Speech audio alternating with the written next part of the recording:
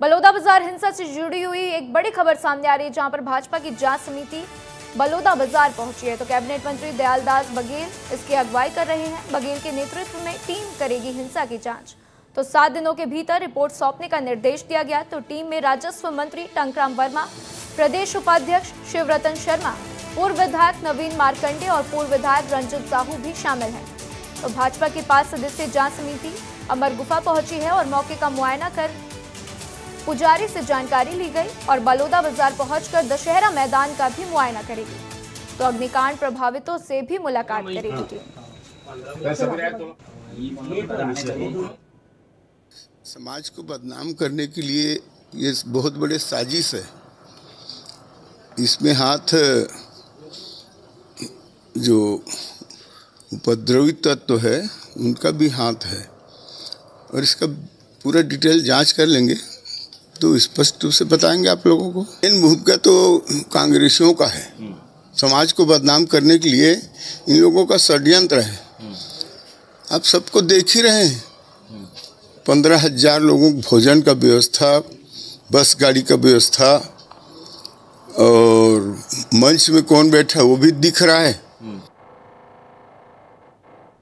Bharatiya Janata party के द्वारा बलौदाबाजार की घटना के लिए जांच दल का संगठन के द्वारा बना के भेजा जाना बेहद ही हास्यास्पद है और आश्चर्यजनक है।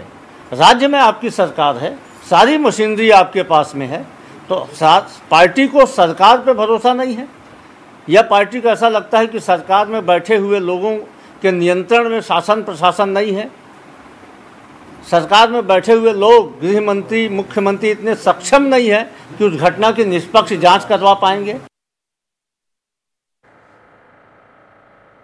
तो आइए इस खबर पर ज्यादा जानकारी के लिए मेरे सहयोगी जुड़ चुके हैं, एक बलौदाबाजार से और एक रायपुर से। तो चलिए सबसे पहले अजय यादव के पास चलते हैं बलौदाबाजार। अजय, क्या कुछ जानकारी मिल रही है? भाजपा की जो समिति है वो अब पहुंच चुकी है जांच के लिए, ऐसे में वहां से क्या अपडेट निकलकर सामने आ रही है? अब इसके आगे कैसे ये काम जो है आगे बढ़ने वाला है? अजय जी, मैं बता दूं कि आज बीजेपी की जो जांच समिति है वो बलौदाबाजार के दौरे पर है।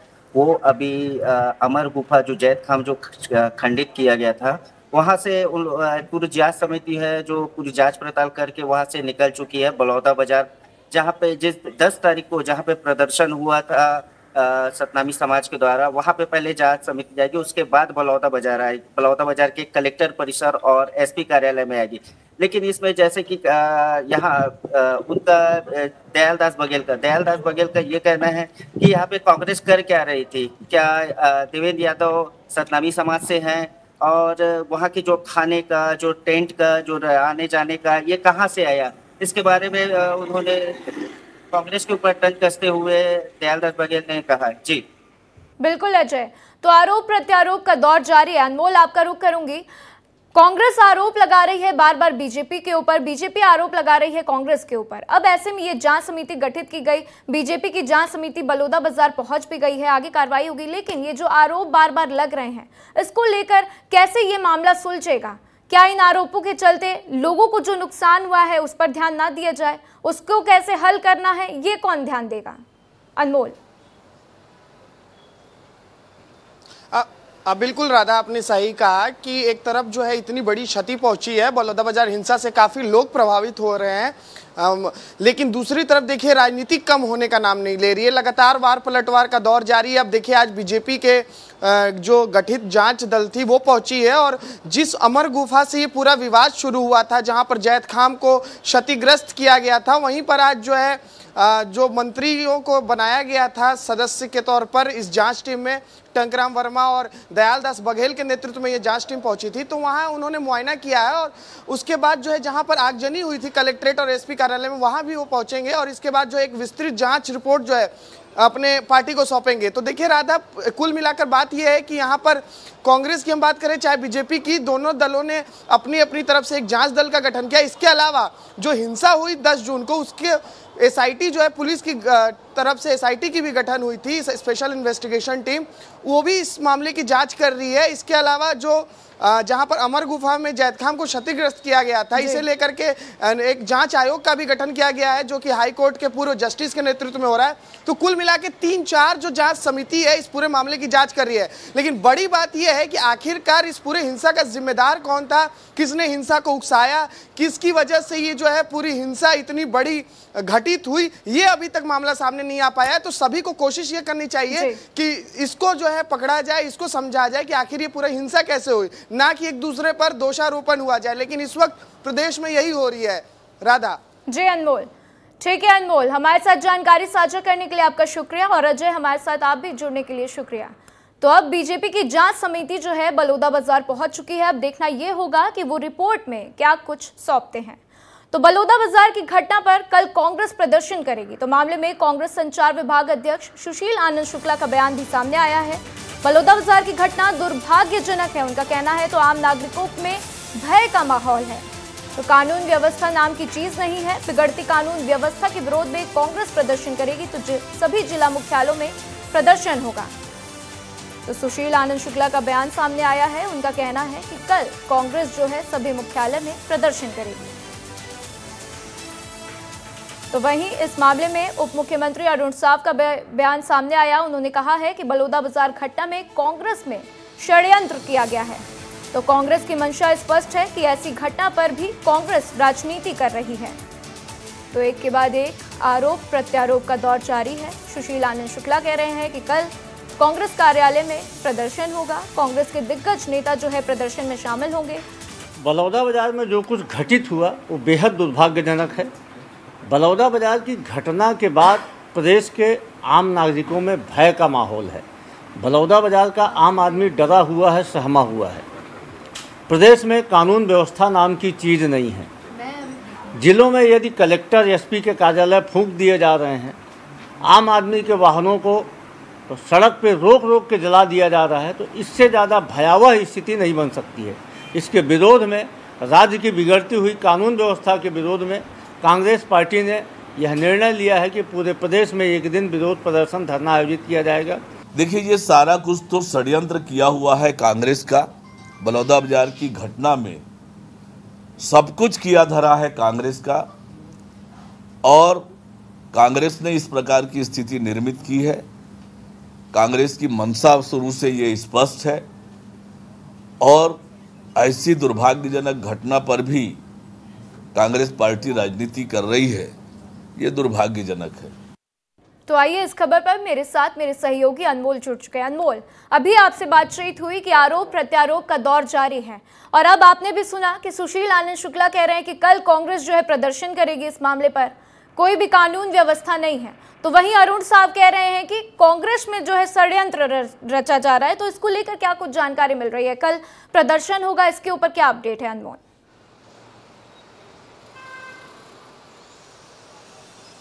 अब बिल्कुल राधा, देखिए कल एक बहुत बड़ा प्रदर्शन जो है कांग्रेस करने जा रही है, और इसी बलौदाबाजार हिंसा को लेकर के ये प्रदर्शन होगा। अलग अलग जिला मुख्यालयों में जो है कांग्रेस के वरिष्ठ नेताओं के नेतृत्व में जो है ये प्रदर्शन होगा। रायपुर में जो है कमान संभालेंगे पीसीसी चीफ दीपक बैज। वहीं ये जहां हिंसा हुआ बलौदाबाजार में, वहां का प्रभार दिया गया है जो रायपुर से कांग्रेस के प्रत्याशी थे लोकसभा में, विकास उपाध्याय। कोरिया में चरण दास महंत रहेंगे, सरगुजा में टीएस सिंहदेव रहेंगे। तो ये तमाम बड़े नेता हैं, कांग्रेस के दिग्गज नेता, जो इस प्रदर्शन में शामिल होंगे, और इन्हीं के नेतृत्व में जो है एक बड़ा उग्र प्रदर्शन किया जाएगा और सरकार को घेरने की कोशिश होगी। क्योंकि देखिए, कांग्रेस कहीं से भी चूकना नहीं चाहती है इस मामले को लेकर सरकार को घेरने में, क्योंकि एक बहुत बड़ा मुद्दा है।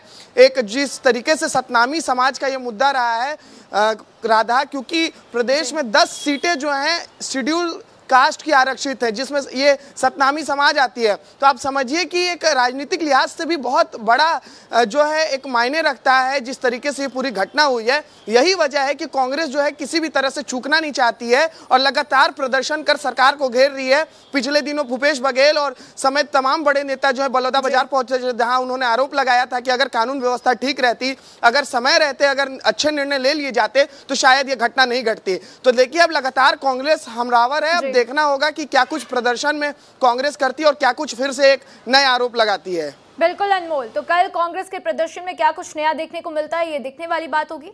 फिलहाल हमारे साथ जानकारी साझा करने के लिए आपका शुक्रिया।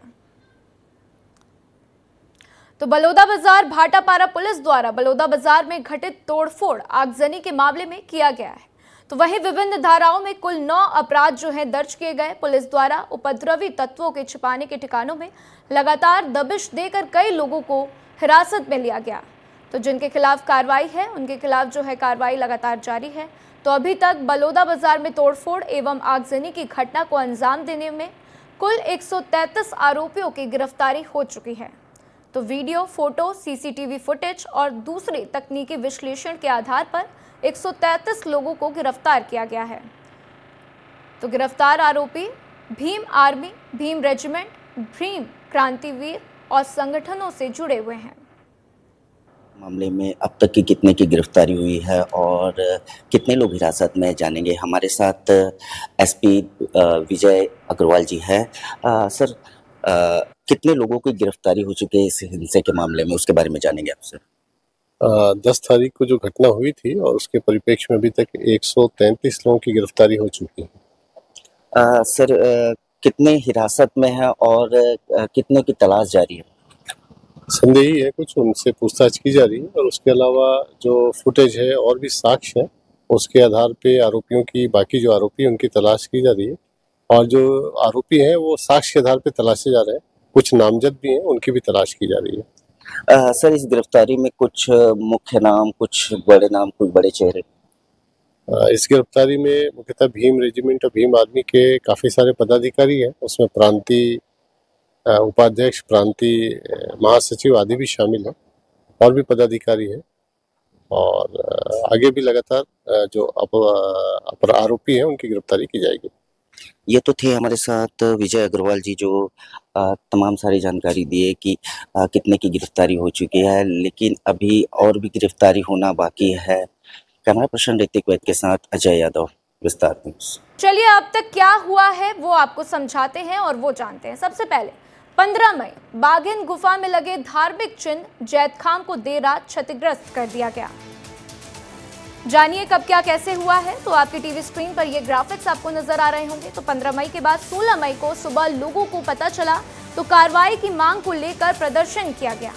और इसके बाद 17 मई की बात करेंगे और उस दिन 17 मई को पुलिस में ये मामला दर्ज किया गया। तो इस चीज की कैसे शुरुआत हुई है, तो पहले 15 मई, 16 मई, फिर 17 मई और उसके बाद बात कर लेते हैं 19 मई की। मानाकोनी बस्ती में समाज के लोगों ने आरोपियों की गिरफ्तारी की मांग को लेकर चक्का जाम कर दिया। और 19 मई को ही इसी दौरान समाज के गुरु और पूर्व मंत्री रुद्र कुमार ने कार्रवाई की मांग भी की। और इसी दिन 19 मई को एक और मामला सामने आता है कि गुरु खुशवंत साहिब ने कांग्रेस सरकार में हुए प्रदर्शन की याद दिलाई है। तो 19 मई को आप देखिए कि ये घटनाक्रम किस तरीके से आगे बढ़ता जा रहा है। और फिर 19 मई को पुलिस ने इस मामले में बिहार निवासी 3 आरोपियों को गिरफ्तार भी कर लिया। तो 19 मई को हमने बताया कि ये 4 अपडेट हमने आपको दी है कि 19 मई को कैसे क्या क्या हुआ। और अब 20 मई की बात कर लेते हैं। समाज के लोगों की ये बैठक हुई, गिरफ्तारी की मांग हुई और आंदोलन की रूपरेखा भी तैयार की गई।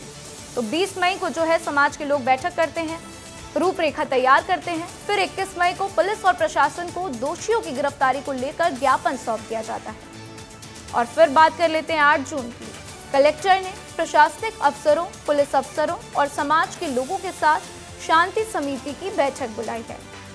तो ये पूरा घटनाक्रम आपको समझा रहे हैं, जिसमें 9 जून को डिप्टी सीएम और गृह मंत्री विजय शर्मा ने न्यायिक जांच कराने के निर्देश भी दिए। 9 जून को ही आगे जो है आपको बता दूं कि कलेक्ट्रेट के पास दशहरा मैदान में समाज ने 10 जून को 1 दिवसीय प्रदर्शन की अनुमति मांगी। और 10 जून को ही इसमें जो है इसी प्रदर्शन के दौरान जो है अचानक से लोग उग्र हो गए और बवाल जो है बढ़ता चला गया। तो ये 10 जून की टाइमलाइन है पूरी, जो हम आपको समझा रहे हैं कि 10 जून को कैसे बवाल आगे बढ़ता चला गया। 10 जून को हिंसा के दौरान जो है कलेक्टर, एएसपी दफ्तर में आगजनी की गई और कई गाड़ियां भी जला दी गई, जिसकी तस्वीरें विस्तार न्यूज ने आपको आपकी टीवी स्क्रीन पर लगातार दिखाई थी। और 10 जून को ही मुख्यमंत्री विष्णुदेव साय ने उच्च स्तरीय बैठक बुलाई, उपद्रवियों की गिरफ्तारी के आदेश भी जारी कर दिए। और फिर 10 जून को ही मौके पर आईजी और कमिश्नर को भेजकर रिपोर्ट भी तलब की गई है।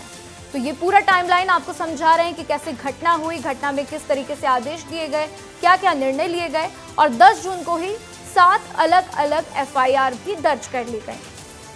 तो बलौदा बाजार हिंसा 10 जून को जिस तरीके से बढ़ा, वहां पर आगजनी हुई, उसकी तस्वीरें विस्तार न्यूज ने आपको दिखाई हैं।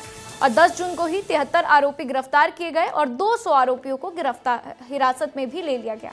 तो वहीं 10 जून को उपद्रवियों की तलाश के लिए पुलिस की 12 टीमें और जांच के लिए 22 पुलिस अफसरों की टीम भी बनाई गई। और फिर इसके बाद से 11 जून की बात कर लेते हैं। पुलिस ने शाम तक 200 आरोपियों को गिरफ्तार कर लिया। तो पुलिस ने शाम तक 200 आरोपियों को गिरफ्तार किया है और फिर 11 जून को ही उपद्रवियों की गिरफ्तारी के लिए पुलिस की 12 टीमें बनाई गई और कई जगह पर छापामार कार्रवाई भी की गई। और फिर 10 जून को इतना ही नहीं, मुख्यमंत्री विष्णुदेव साय ने मीटिंग में अधिकारियों की बैठक लेकर अपनी नाराजगी भी जताई थी। और इसी के बाद 11 जून को ही देर रात IAS दीपक सोनी को न्याय कलेक्टर और विजय अग्रवाल को नया ASP नियुक्त किया गया। तो ये सबसे अहम बात थी 11 जून की कि देर रात जो है IAS दीपक सोनी को नया कलेक्टर और विजय अग्रवाल को नया SP नियुक्त किया गया। तो चलिए अब बात करते हैं कि 14 तारीख को जो है कांग्रेस जांच दल ने बलौदा बाजार का दौरा किया और ये पूरी टाइमलाइन हमने आपको समझा दी है कि 15 मई से लेकर किस तरीके से 11 जून तक ये घटना होती है, इस घटना में क्या निर्णय लिए जाते हैं, किस तरीके से नए कलेक्टर जो है नियुक्त किए जाते हैं और फिर इसके बाद से जो है कैसे कांग्रेस की तरफ से 14 तारीख को बलौदा बाजार का दौरा किया जाता है और कांग्रेस भी अपनी एक जांच समिति गठित कर देती है। तो एक और बीजेपी अपनी जीत के बाद आज समीक्षा बैठकें कर रही हैं, तो दूसरी ओर सवाल उठ रहे हैं कि कांग्रेस अपनी हार की समीक्षा कब करेगी। इस पर कांग्रेस के पूर्व अध्यक्ष धनेंद्र साहू ने कहा है कि कांग्रेस को इतनी बड़ी हार का सामना करना पड़ा है, इसकी समीक्षा जरूरी है। ये जानना जरूरी है कि हार क्यों हुई, इसके क्या कारण हैं। साथ भी ये सुनिश्चित करना जरूरी है कि ऐसी हार दोबारा न दोहराई जाए। तो इस पर पलटवार करते हुए उप मुख्यमंत्री अरुण साव ने कहा कि कांग्रेस के आज क्या हालत हैं वो दिख रहे हैं।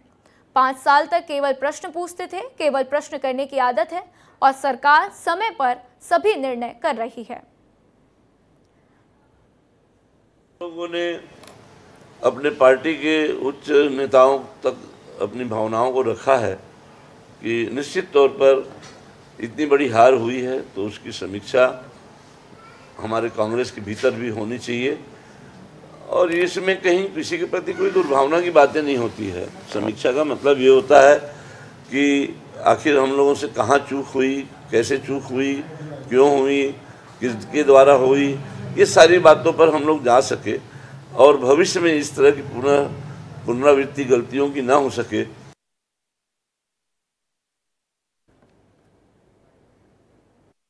कांग्रेस पार्टी की हालात क्या है आज, सिवाय बयानबाजी के इनके पास कुछ नहीं है।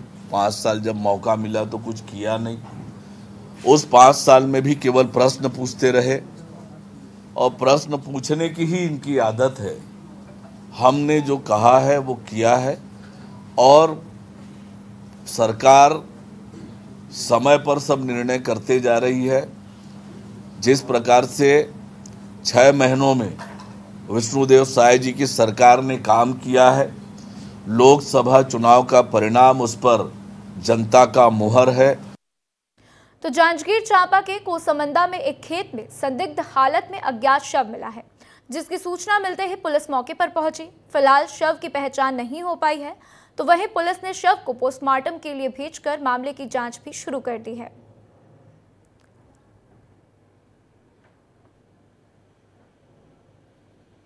एक बार फिर से इंडिगो की मनमानी सामने आई है, जिससे यात्रियों को परेशानियों का सामना भी करना पड़ रहा है।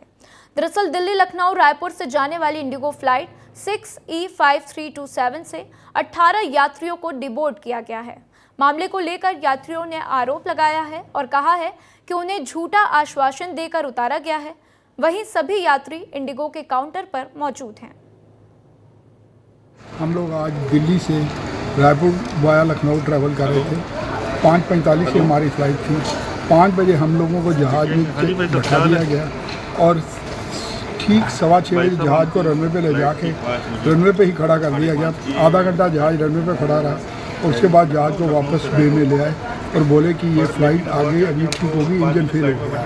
शर्म नहीं आई सीनियर सिटीजन को तंग करते हुए। एक रिफ्रेशमेंट का एक फ्रूटी बनाने से कुछ नहीं होता। तो ईद उल अजहा का पर्व आज प्रदेश भर में पूरे उत्साह के साथ मनाया जा रहा है। दुर्ग सहित प्रदेश भर की मस्जिदों और ईदगाहों में इस अवसर पर मुस्लिम समाज के लोगों ने ईद की विशेष नमाज अदा की है और देश में शांति और भाईचारे के लिए दुआएं की। वही नमाज के बाद लोगों ने एक दूसरे को गले मिलकर ईद की बधाइयां दी।